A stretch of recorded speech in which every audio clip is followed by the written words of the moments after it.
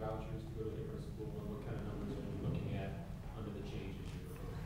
Well, as you know, the Ed Choice Scholarship Program is capped at 15,000 statewide. That cap has been reached, and likely that there will not be any Ed Choice scholarships available for new students seeking those this year. And that's one of the concerns. There's been a couple of bills introduced to raise that cap. I think will be shortly by Representative Stapleton and then also Senator Case. I do not know off the top of my head how many folks are participating in the Cleveland voucher program. I don't know if Representative Patman knows or anyone else. 5,300. Yeah, Chad. There you go. We have the encyclopedia. That's how many people are participating right now.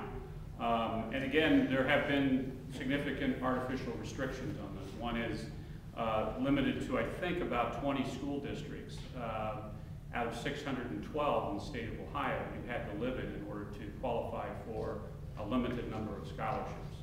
I don't think that there'll be, whatever that turns out to be, 30 times as many people participating initially. But what you will have are a lot of folks who perhaps moved out of the inner city, and I can use Lima, Ohio as an example. Lima was a city of about 60,000 in 1970. It's a city of about 35,000. And the county population has dropped slightly.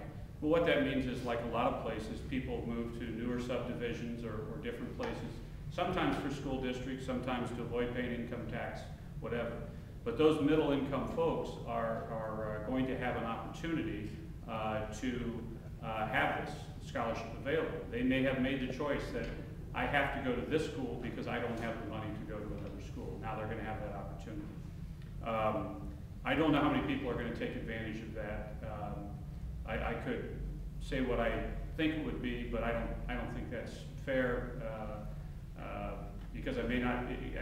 We'll know when parents start signing up. But I will tell you this: the more people who sign up, the more money it's going to save the state of Ohio, the more money it's going to save local school districts. And that's really the beauty of this is it's again good for the taxpayers as well as good for parents and students seeking choice. So you would eliminate all caps? That is correct. This bill eliminates all caps. What would happen in an instance where, let's say, 20 to 30% of a particular school district would apply for these? Would the state have to give all those people that? And then I could see some infrastructure issues with the public schools occurring as a result of that. Yeah, that's a good question, and I'm going to answer another question that's I think that's germane to that. There is an issue of capacity within the private schools.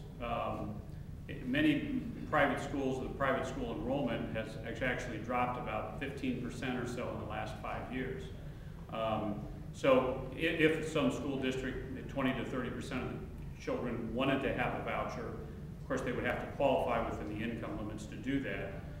There would have to be some place for them to go.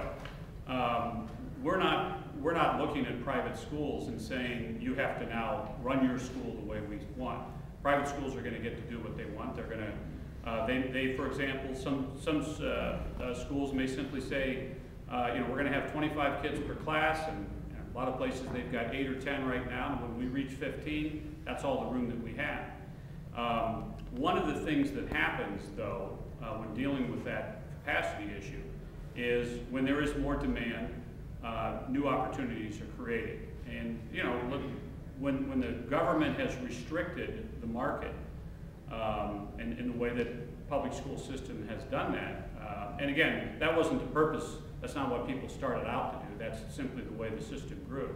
But when the market's restricted, then those opportunities aren't available. So I believe that as more people take this opportunity, the market will grow. There will become more opportunities, either by growth within the current private schools, and probably it will happen, but to a lesser extent, perhaps the creation of new private school opportunities.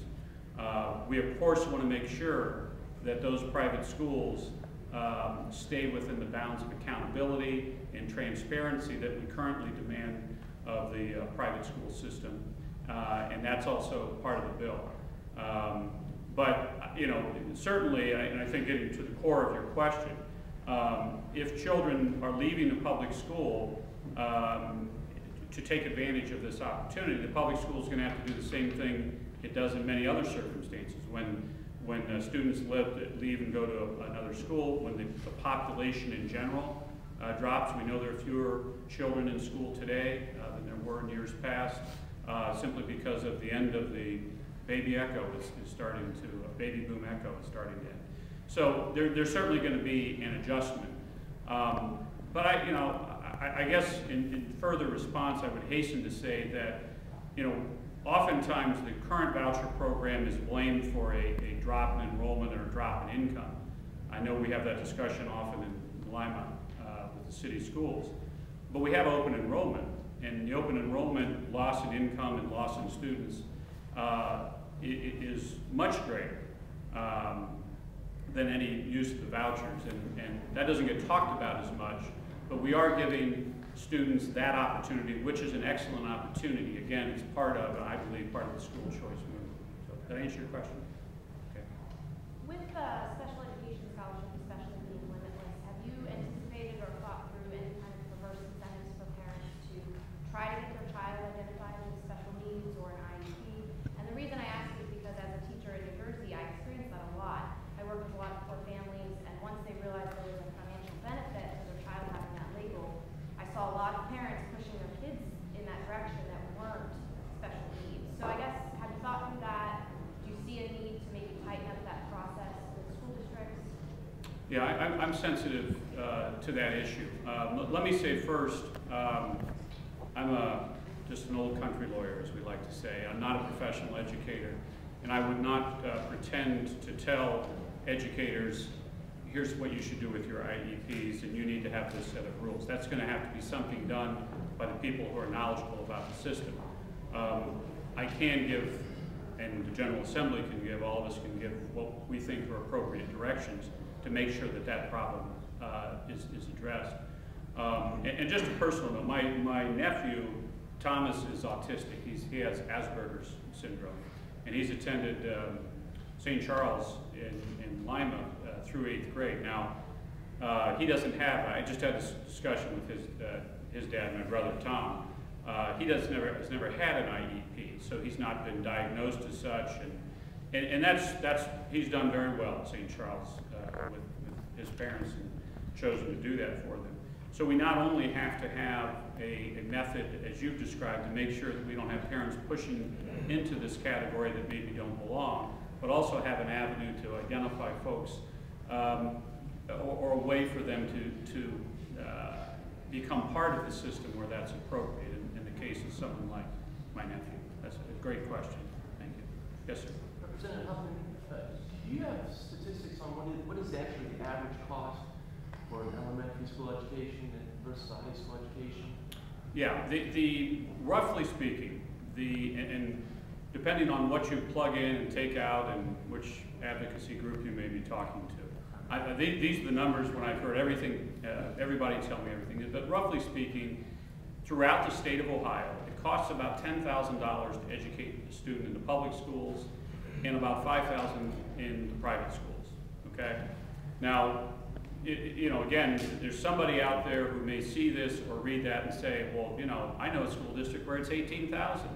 And in Columbus Grove, Ohio, just north of Allen County, it's $6,500. So what we can say, it's fair to say, is that on average in the state of Ohio, for each person who takes one of these vouchers, it's going to save the taxpayers, both through the state system and local property taxes, $5,000 per student.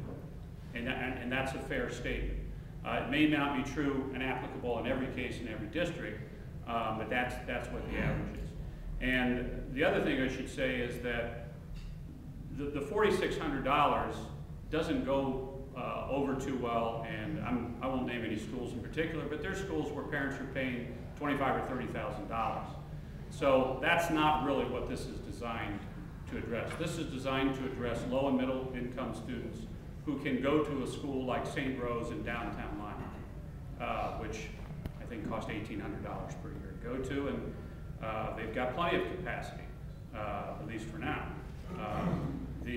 And so those are roughly the savings that you're talking about, though. Do you have the numbers as far as elementary versus high school? I know that high school is For private school? Yes. No, I don't. I don't know if those are available, but, you know, again, I think even in high school, at a place like Lima Central Catholic or Sidney Lehman, where you're talking about a $4,000 to $4,500 tuition, versus I think in Cincinnati Moeller, where my nephews went, it's in 5 figures and going up.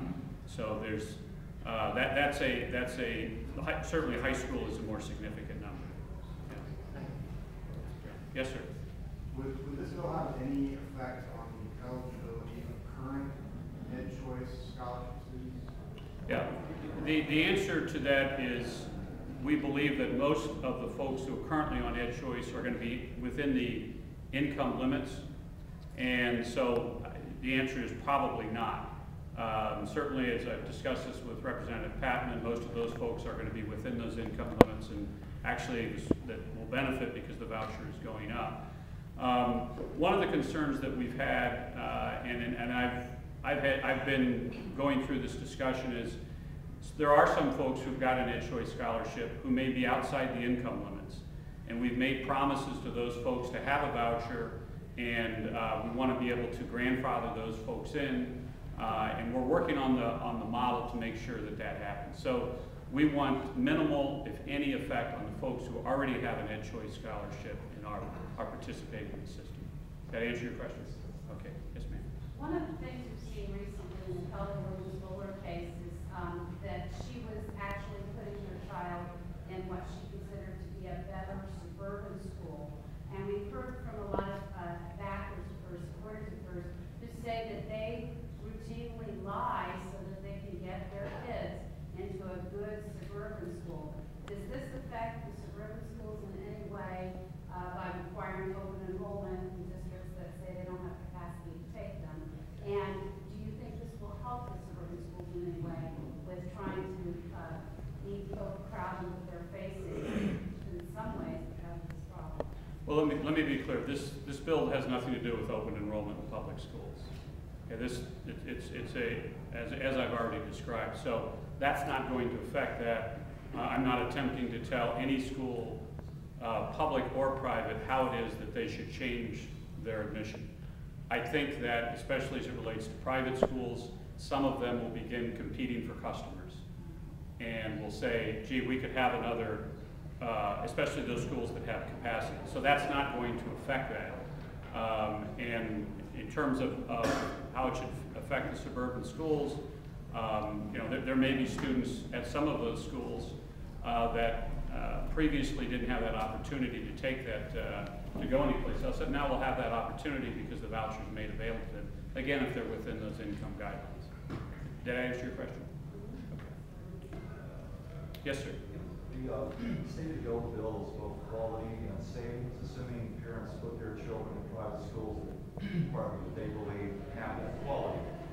If someone were to suggest to you, one of your colleagues, you know, an amendment that would say, well, then let's return the unused portion to the state so that we achieve not only quality but additional savings in lieu of this savings account. I mean, would you be open to such a suggestion or would you do that condition like that? Well, I think, first of all, we're going to achieve significant savings as a result of the use of the voucher. I mean, that is where the real upfront savings go forward. I think the educational savings account where the parent has that money is a significant portion of this. Because what you're doing really for the first time for many people is allowing them to make a market choice about where their kids are going to school. Okay? When my kids went to college, I breathed a sigh of relief when they didn't get into Notre Dame. The last thing I wanted to do was pay $50,000 for my kids to go to college when they got a fantastic and just as good, or if not better, education at the University of Dayton. And I say that even though I'm an Irish football fan and all that kind of thing. I had to make those, we were going through and making those choices about what's the better college. And there wasn't really any choice that I ever made regarding where my kids, they went to the same grade school, same high school, that's my community. But many people aren't making that choice because it's paid for. And so they simply, because they have to, are simply accepting that. now someone is going to say, I'm going to have control of $1,500 and or $4,600, and I could save $1,500, or I could save $1,000. And there's now a financial incentive, and that's really what economics, almost all economics is about, incentives. And until you have an incentive in the school system for the broad population, we are not going to drive down the cost of education while keeping the quality as good or driving up the quality of education. And I know all of us sometimes would like to suspend the rules of physics and be able to dunk a basketball or throw a football 70 yards, all those kinds of things. And we'd like to suspend the law of economics too. But until that is part of a broad-based population, the population is making those kinds of decisions every day, that's not going to happen. So that's why I think the educational savings is significant. And, you know, again, we want to be budget neutral, and I'm always open to comments from my representatives, especially the really intelligent ones.